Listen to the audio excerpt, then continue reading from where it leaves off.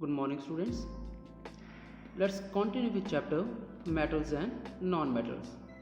Today, we will be going to study about the topic how do metals and non-metals react. Students, in class 9, we have studied that every element has a unique atomic number which is equal to the number of protons present in its atom. And we also know that for neutral atom, number of protons are always equal to number of electrons. In other words, we can say that for neutral atom, atomic number is equal to number of electrons. And we have also studied that these electrons, they are filled in various shells, and the last shell in which the last electron enters, that is called valence shell. We also know that those elements in which the last valence shell is completely filled, those are called noble gases, and these noble gases are the most stable in nature. Also, elements has a tendency to attain a completely filled valence shell. That means they will try to have their last shell completely filled. And in order to have the last shell completely filled, they can either gain electrons or they can lose electrons. Let us discuss some examples.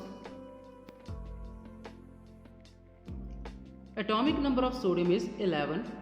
That means its electronic configuration is 281. In the first shell there are 2 electrons. In the second shell there are 8, and the last valence shell there is only 1 electron. Now sodium has only 1 electron in its outermost shell, and we know that in M shell maximum number of 8 electrons can be accommodated. That means if sodium has to completely fill its last shell, it has to gain 7 more electrons, or it can lose its last electron, which means its previous shell will become last shell which is already completed. So in this case the probability is to lose electron. Therefore sodium will lose 1 electron from its outermost shell in order to attain stable configuration. That means after losing electron, it will form a positive charged species, that is Na+1. So in this case sodium is losing electron, therefore it is converted into sodium ion, that is cation. And since electron is being lost in this case, therefore it is written on product side. हम electron को product side पे लिख रहे हैं क्योंकि electron इस case में loose हो रहा है. और हमें पता है कि न्यूट्रल एटम में प्रोटॉन्स और इलेक्ट्रॉन्स दोनों बराबर होते हैं. That means both positive and negative charge they are equal. और अगर हम उसमें से नेगेटिव चार्ज यानी इलेक्ट्रॉन को रिमूव कर देंगे तो पॉजिटिव चार्ज एक्सीड हो जाएगा, जिसका मतलब जो न्यू स्पीशीज क्रिएट होगी उस पर कौन सा चार्ज आएगा? पॉजिटिव चार्ज आएगा. इसलिए सोडियम पे इलेक्ट्रॉन जब लॉस्ट होता है तो पॉजिटिव चार्ज आता है, और जितने इलेक्ट्रॉन लॉस्ट होते हैं या गेन होते हैं during the reaction, that is equal to valency. That means valency of sodium will be 1 since it is losing 1 electron. तो सोडियम केटायन में पॉजिटिव चार्ज इसलिए आया है क्योंकि इसने इलेक्ट्रॉन लूज किया है, और 1 जो वैलेंसी है वो इसलिए है क्योंकि इसने सिर्फ एक ही इलेक्ट्रॉन लूज किया है. Next case, chlorine. Atomic number of chlorine is 17 and its electronic configuration is 287. That means last shell contains 7 electrons. और क्लोरीन के केस में या तो लास्ट शेल से 7 इलेक्ट्रॉन्स रिमूव करो या फिर 1 गेन करो. तो प्रोबेबिलिटी किसकी ज़्यादा है? गेनिंग की, क्योंकि गेनिंग सिर्फ एक ही इलेक्ट्रॉन की करनी है. Therefore chlorine will gain 1 electron and it will convert into negative ion, that is your anion. अब क्योंकि इस केस में इलेक्ट्रॉन गेन हुआ है इसलिए इसे हम रिएक्टेंट साइड पे लिख रहे हैं. एंड बिकॉज इस केस में इलेक्ट्रॉन गेन हुआ है इसका मतलब नेगेटिव चार्ज इंक्रीज होगा, क्योंकि इलेक्ट्रॉन नेगेटिवली चार्ज स्पीशीज है, इसलिए जो नेट चार्ज आएगा आयन पे वो नेगेटिव होगा. And since chlorine is gaining only 1 electron, therefore its valency is 1. In short, valency means the number of electron gained or lost during the process. That means whenever element tends to attain stability, the number of electrons lost or gained is called valency. Now students, there are two different cases. First case, sodium is losing electron forming positive ion, and in the second case, chlorine is gaining electron forming negative ion. So students, all those elements which have the tendency to lose electrons forming positive ions are called metals, whereas all those elements which have the tendency to gain electrons forming negative ions are called non-metals. यानी जितने भी elements जो electron को loose कर सकते हैं उन सबको हम मेटल्स कहते हैं, और जितने भी एलिमेंट्स जो इलेक्ट्रॉन्स को गेन करते हैं उन सबको हम नॉन मेटल्स कहते हैं. Metals, elements which has tendency to lose electrons forming positive ions, they are electropositive in nature. अब इलेक्ट्रोपॉजिटिव का मतलब होता है क्योंकि एलिमेंट जब इलेक्ट्रॉन लूज कर रहा है उस पर पॉजिटिव चार्ज आता है, इसलिए मेटल्स को हम इलेक्ट्रोपॉजिटिव कहते हैं. Similarly non metals are those elements which has tendency to gain electrons forming negative ions, and since they are forming negative ions they are called electronegative in nature. यानी जो electron lose करके positive ion form करेगा वो electropositive है, और जो electron gain करके negative ion form करेगा वो इलेक्ट्रोनेगेटिव होता है. तो ये जो डिफरेंस है मेटल्स एंड नॉन मेटल्स का, ये उनकी केमिकल प्रॉपर्टीज के बेसिस पे है. Now we know that metals are those which have the tendency to lose electrons and non-metals are those which has the tendency to gain electrons. तो इस case में sodium electron lose कर सकता था और क्लोरीन इस केस में electron को गेन कर सकता है. अब सोडियम ने एक इलेक्ट्रॉन लूज करना है और क्लोरीन ने एक ही इलेक्ट्रॉन गेन करना है. तो होता क्या है कि सोडियम अपना इलेक्ट्रॉन क्लोरीन को डोनेट कर सकता है, ट्रांसफ़र कर सकता है, जिसकी वजह से सोडियम पे पॉजिटिव चार्ज आ जाएगा और क्लोरीन पे नेगेटिव चार्ज आ जाएगा. अब सोडियम के लास्ट शेल में एक इलेक्ट्रॉन था जिसे उसने क्लोरीन को डोनेट कर दिया, और क्लोरीन के लास्ट शेल में 7 इलेक्ट्रॉन्स थे. एक इलेक्ट्रॉन उसने और गेन किया, तो आप देखोगे सोडियम पे यहाँ पर पॉजिटिव चार्ज आ गया और उसकी वैलेंसी 1 है क्योंकि उसने एक इलेक्ट्रॉन लूज किया. और क्लोरीन जिसके पास पहले 7 इलेक्ट्रॉन्स थे, अब एक इलेक्ट्रॉन उसके पास और आ गया, और क्योंकि उसने इलेक्ट्रॉन गेन किया उस पर नेगेटिव चार्ज आ गया और उसकी वैलेंसी भी 1 ही है. और हमें पता है कि opposite charges they attract each other with a force called electrostatic force of attraction. तो इस केस में जो पॉजिटिव और नेगेटिव आयंस फॉर्म हुए यानी Na+1 और Cl-1, ये एक दूसरे को अट्रैक्ट करेंगे और ये एक कंपाउंड फॉर्म करते हैं via electrostatic force of attraction, and that compound is known as electrovalent और आयोनिक कंपाउंड्स. यानी जितने भी आपके कंपाउंड्स हैं जो इलेक्ट्रॉन्स की ट्रांसफरिंग से फॉर्म होते हैं, जिसमें मेटल इलेक्ट्रॉन्स ट्रांसफर करके नॉन मेटल को प्रोवाइड करते हैं, और आयंस की फॉर्मेशन होती है जो आपस में एक दूसरे से अट्रैक्ट होते हैं via electrostatic force of attraction, उन सभी आयंस को हम कहते हैं आयोनिक कंपाउंड्स. और इन कंपाउंड्स का एक दूसरा नाम भी होता है which is electrovalent compounds. So either ionic और electrovalent compounds. So from your textbook, the compound formed in this manner by the transfer of electrons from a metal to non-metal are known as ionic compounds or electrovalent compounds. Now let us discuss formation of some of the ionic compounds using electron transfer method. यानी हम कुछ ionic compounds की formation अब सीखेंगे कि ionic compounds form कैसे होते हैं यूजिंग इलेक्ट्रॉन ट्रांसफर मेथड. अभी जो मेथड हमने पढ़ा था जिसमें मेटल से इलेक्ट्रॉन नॉन मेटल्स पे ट्रांसफर होते हैं, उस मेथड को हम कहते हैं electron transfer method. So first of all magnesium oxide, हम मैग्नीशियम ऑक्साइड की फॉर्मेशन शो करेंगे using electron transfer method. Now magnesium oxide is a ionic compound. अब मैग्नीशियम ऑक्साइड का अगर हमने ट्रांसफरिंग शो करनी है तो फर्स्ट केस होता है हमारे पास, सबसे पहले स्टार्टिंग में हमें मैग्नीशियम एंड ऑक्सीजन की इलेक्ट्रॉनिक कॉन्फ़िगरेशन लिखनी है।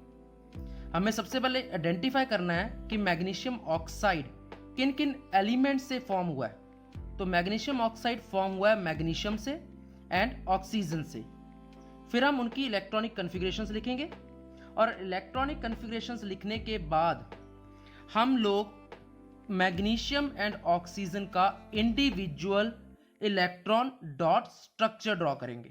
क्या ड्रॉ करेंगे हम? Electron dot structure. अब ये इलेक्ट्रॉन डॉट स्ट्रक्चर किसे कहते हैं?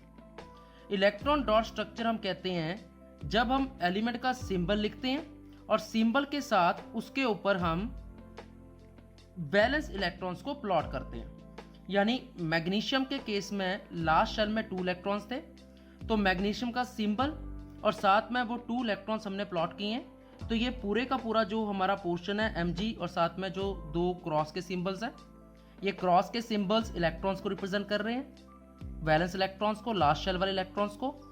इस सिंबल को हम कहते हैं electron dot structure. Similarly oxygen के केस में ऑक्सीजन का सिंबल और ऑक्सीजन के लास्ट शेल में कितने इलेक्ट्रॉन्स थे? 6 इलेक्ट्रॉन्स थे। तो वो 6 इलेक्ट्रॉन्स हमने प्लॉट कर दिए ऑक्सीजन के राउंड। तो ये बन गया ऑक्सीजन का इलेक्ट्रॉन डॉट स्ट्रक्चर। अब इस केस में इलेक्ट्रॉन डॉट स्ट्रक्चर्स ड्रॉ करने के बाद नेक्स्ट हमने क्या करना है? अब according to electronic configuration it is clear that magnesium has to lose 2 electrons whereas chlorine has to gain 2 electrons. तो मैग्नीशियम के दोनों इलेक्ट्रॉन्स क्लोरीन पे ट्रांसफर हो जाएंगे, जैसे कि आपको यहाँ दिख रहा है, जिसकी वजह से हमारे पास फॉर्मेशन होगी Mg+2 की। अब क्योंकि Mg ने 2 इलेक्ट्रॉन्स लूज किए हैं तो इसकी वैलेंसी कितनी आएगी? 2 आएगी और इस पे चार्ज आएगा पॉजिटिव। सिमिलरली अब ये ऑक्सीजन जो आपके पास फॉर्म हुआ ऑक्साइड आयन, ऑक्सीजन के पास 6 इलेक्ट्रॉन्स पहले से थे अगर आप देखोगे, और ये 2 इलेक्ट्रॉन्स भी ऑक्सीजन पे ट्रांसफर हो जाएंगे, जिसकी वजह से ऑक्सीजन पे अब टोटल 8 इलेक्ट्रॉन्स हो गए। और क्योंकि इसने 2 इलेक्ट्रॉन्स गेन किए हैं, इसका मतलब इस पे चार्ज नेगेटिव आएगा और इसकी वैलेंसी 2 हो जाएगी। तो यहाँ पर मैंने मैग्नीशियम के लिए इलेक्ट्रॉन्स को क्रॉस से रिप्रेजेंट किया और ऑक्सीजन को हमने सर्कल से रिप्रेजेंट किया। आप सर्कल, क्रॉस, स्टार कुछ भी ड्रॉ कर सकते हो इलेक्ट्रॉन्स के लिए। प्लस और माइनस मत करना, बिकॉज प्लस और माइनस चार्ज को भी रिप्रेजेंट करते हैं। तो प्लस और माइनस के अलावा कोई भी आप शेप या स्ट्रक्चर यूज कर सकते हो इलेक्ट्रॉन्स को रिप्रेजेंट करने के लिए। और ये भी ज़रूरी नहीं होता कि डिफरेंट आप सिंबल्स यूज़ करो। मैग्नीशियम के लिए क्रॉस है, ऑक्सीजन के लिए सर्कल है, आप दोनों के लिए सर्कल भी यूज़ कर सकते हो, दोनों के लिए क्रॉस भी यूज़ कर सकते हो। ऐसा कोई लिमिटेशन नहीं है कि आपने डिफरेंट ही यूज़ करने हैं। तो यहाँ से हमने क्या देखा कि मैग्नीशियम के पास 2 इलेक्ट्रॉन्स थे, जिन 2 इलेक्ट्रॉन्स को मैग्नीशियम ने ऑक्सीजन पे ट्रांसफ़र कर दिया, जिसकी वजह से Mg+2 और O-2 की फॉर्मेशन होती है। यानी हमारे पास फॉर्मेशन होती है MgO की, मैग्नीशियम ऑक्साइड की, क्योंकि हमें पता है Mg+2 और O-2 MgO की फॉर्मेशन करेंगे। हमने क्लास 9 में ये पढ़ा था। और इस केस में जो कैटायन फॉर्म हुआ है, यानी पॉजिटिव चार्ज वाला आयन फॉर्म हुआ, वो Mg+2 है, और नेगेटिव चार्ज वाला जो फॉर्म हुआ दैट इज O-2। स्टूडेंट्स, अब इस केस में आपने नोटिस किया कि जो कंपाउंड फॉर्म हुआ है उसका फॉर्मूला है MgO। और वो फॉर्मूला कैसे हमें पता लगा? क्योंकि हमने ट्रांसफरिंग से फाइंड आउट किया कि हमें Mg+2 और O-2 आयंस मिलेंगे। यानी Mg+2 से आपने 9th क्लास में पढ़ा कि Mg जिसकी वैलेंसी 2 है और ऑक्सीजन जिसकी वैलेंसी 2 है, और अगर वैलेंसी सेम हो तो वो कट हो जाती हैं और हमारे पास कंपाउंड क्या बनता है? MgO। यानी फॉर्मूला हमें बाद में पता लगता है जब ट्रांसफरिंग हो जाती है। लेकिन हम अपने कन्वीनियंस के लिए क्या कर सकते हैं, क्योंकि क्लास 9th में हमने फॉर्मूले निकालने सीखे हैं, तो हम क्या कर सकते हैं, हम अपने कन्वीनियंस के लिए पहले ही रफ में फॉर्मूला लिख लेंगे, क्योंकि इससे हमें हेल्प मिल जाएगी कि जो हमने कंपाउंड बनाया है वो कंपाउंड बिल्कुल सही बना है। और इसका एक ये फ़ायदा भी होता है कि हमें पहले ही पता लग जाता है कि कितने एटम्स मैग्नीशियम के, कितने एटम्स ऑक्सीजन से कंबाइन कर रहे हैं। जैसे इस केस में एक एटम मैग्नीशियम का था जो एक ही एटम ऑक्सीजन से कंबाइन कर रहा है, यानी जो कंपाउंड फॉर्म हो रहा है वो एक मैग्नीशियम एटम और एक ही ऑक्सीजन एटम के बीच में हो रहा है। इसको थोड़ा सा और हम इलेबोरेट करके समझते हैं। For this we will discuss new problem, that is sodium oxide. Now question again is, show the formation of sodium oxide using electron transfer method. तो जैसे कि मैंने ऑलरेडी आपको एक्सप्लेन किया, फर्स्ट ऑफ ऑल आपको आइडेंटिफाई करना है sodium and oxide किन किन एलिमेंट्स से बना है। तो सोडियम एंड ऑक्साइड बना है सोडियम से और ऑक्सीजन से। फिर हम इन दोनों की इलेक्ट्रॉनिक कन्फिग्रेशंस लिखेंगे। सोडियम की इलेक्ट्रॉनिक कन्फिग्रेशन आएगी 281 और ऑक्सीजन की आएगी 26। अब इस केस में अगर आप नोटिस करोगे कि सोडियम ने सिर्फ एक ही इलेक्ट्रॉन लूज करना है क्योंकि उसके पास वैलेंस इलेक्ट्रॉन 1 है, लेकिन ऑक्सीजन के वैलेंस इलेक्ट्रॉन 6 है, यानी ऑक्सीजन ने तो गेनिंग करनी है और उसको गेन कितने करने पड़ेंगे, 2 इलेक्ट्रॉन्स करने हैं स्टेबिलिटी अटेन करने के लिए। मगर सोडियम एक ही इलेक्ट्रॉन प्रोवाइड कर सकता है। इसका मतलब जब कंपाउंड की फॉर्मेशन होगी तो एक सोडियम सफिशिएंट नहीं होगा ऑक्सीजन को कंप्लीट करने के लिए, क्योंकि ऑक्सीजन को 2 इलेक्ट्रॉन्स चाहिए। तो इसका मतलब ऑक्सीजन जो होगी वो 2 सोडियम एटम से रिएक्ट करेगी। तो हम अगेन वही करेंगे, हम 2 डिफरेंट सोडियम एटम्स के इलेक्ट्रॉन डॉट स्ट्रक्चर ड्रॉ करेंगे, सिंबल एंड वैलेंस इलेक्ट्रॉन। फिर एक ऑक्सीजन एटम है जिसके पास 6 इलेक्ट्रॉन्स प्लॉट करके इलेक्ट्रॉन डॉट स्ट्रक्चर शो करेंगे। अब ये सोडियम एटम ने एक इलेक्ट्रॉन लूज करना है, इसने भी एक ही लूज करना है और इस ऑक्सीजन को 2 इलेक्ट्रॉन्स चाहिए। तो ये दोनों सोडियम एटम अपने अपने इलेक्ट्रॉन्स ऑक्सीजन को ट्रांसफर कर देंगे, जिसकी वजह से हमारे पास 2 Na+1 आयंस फॉर्म होंगे, यानी एक ये वाला फॉर्म होगा Na+1, दूसरा ये वाला Na+1, क्योंकि एक एक इलेक्ट्रॉन लूज किया। और यहां पर एक ही ऑक्सीजन था, लेकिन इस ऑक्सीजन ने 2 इलेक्ट्रॉन्स गेन किए हैं, दोनों सोडियम से अलग अलग, ये 2 गेन किए इसने इलेक्ट्रॉन्स। तो इसका मतलब इसकी वैलेंसी तो -2 ही होगी, यानी इसकी वैलेंसी 2 ही होगी और चार्ज माइनस ही होगा, क्योंकि ये 2 इलेक्ट्रॉन्स गेन कर रहा है।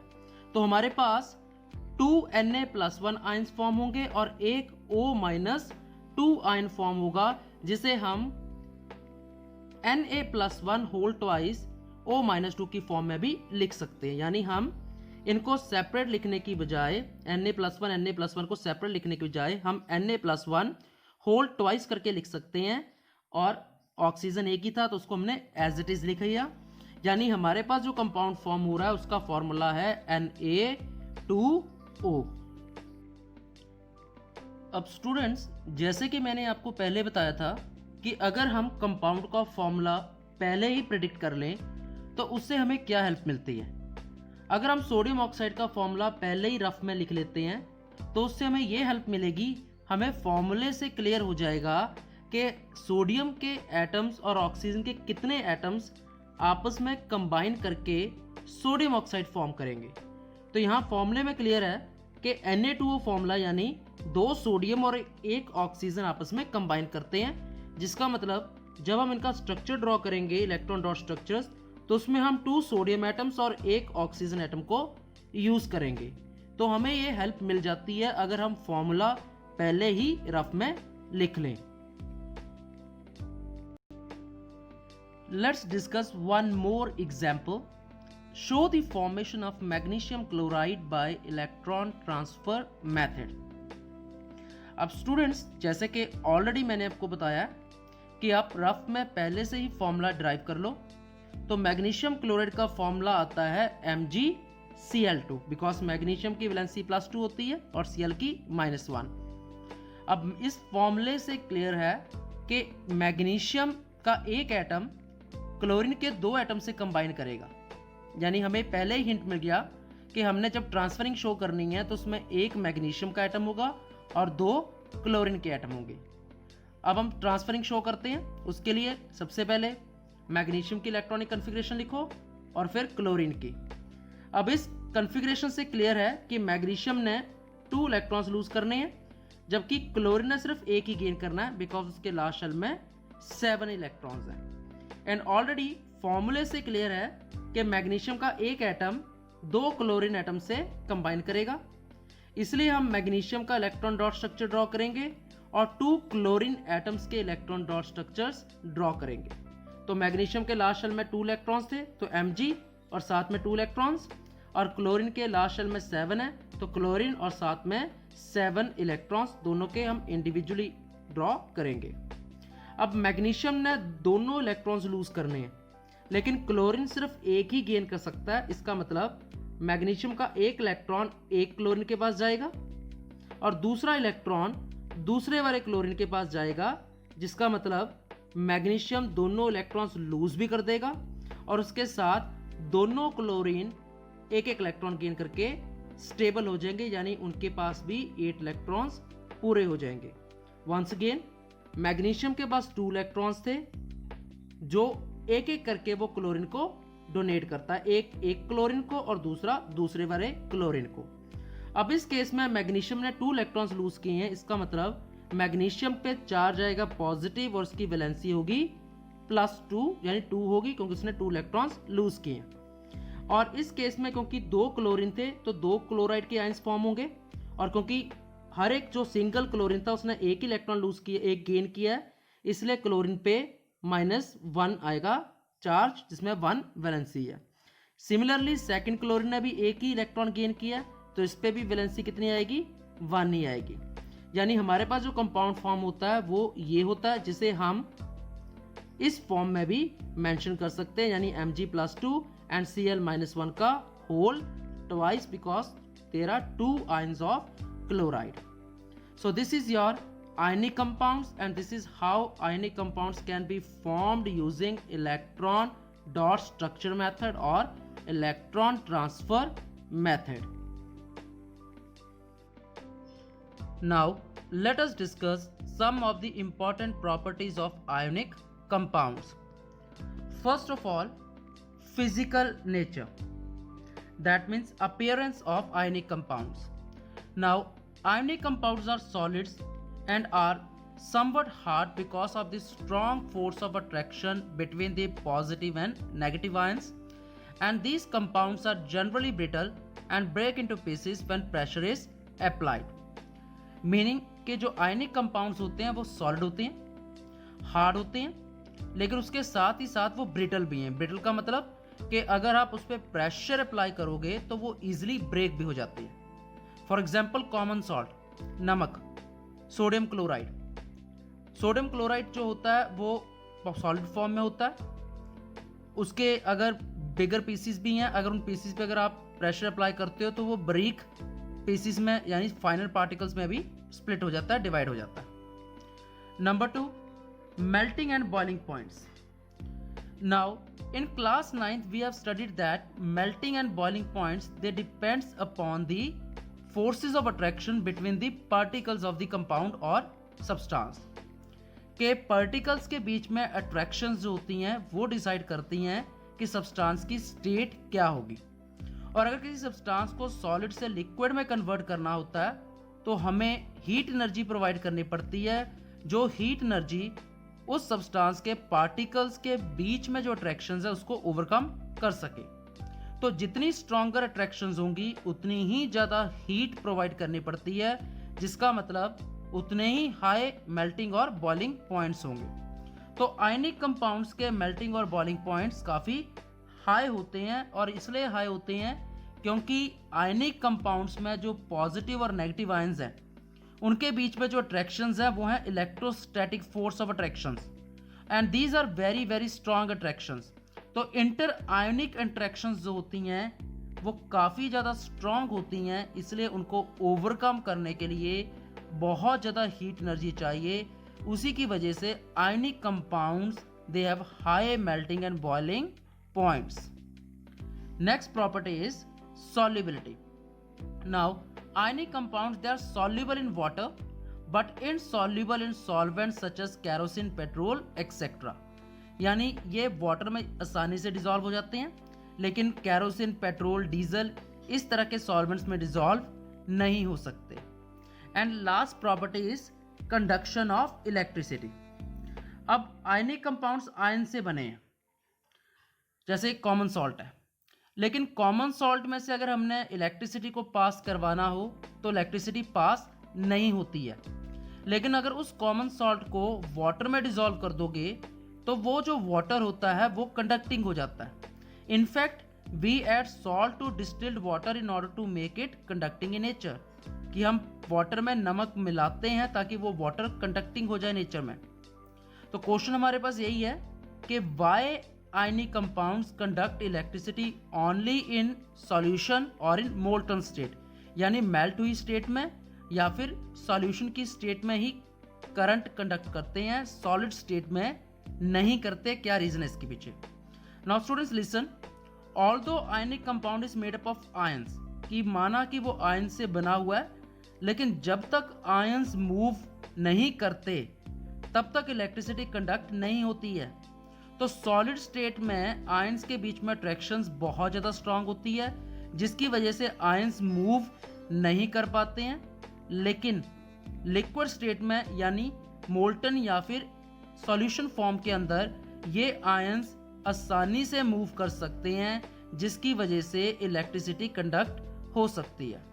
तो ionic compounds in solid state do not conduct electricity because movement of ions in the solid state is not possible, but ionic compounds they conduct electricity in molten state because since the electrostatic forces of attractions between the oppositely charged ions are overcome due to the heat, therefore they can move freely and conduct electricity। अगर आप उसको water में dissolve करोगे तब भी जो ions है वो सेपरेट हो जाएंगे और आसानी से मूव कर पाएंगे। अगर आप उसको हीट भी करोगे तो मोल्टन स्टेट में जब वो आएगा, मेल्ट होगा, तब भी जो अट्रैक्शंस होंगी वो ओवरकम हो जाएंगी। यानी मोल्टन स्टेट और एक्वा स्टेट दोनों ही केसेस में आयंस ईजिली मूव कर सकते हैं, और अगर आयंस मूव करेंगे तभी करंट कंडक्ट होता है।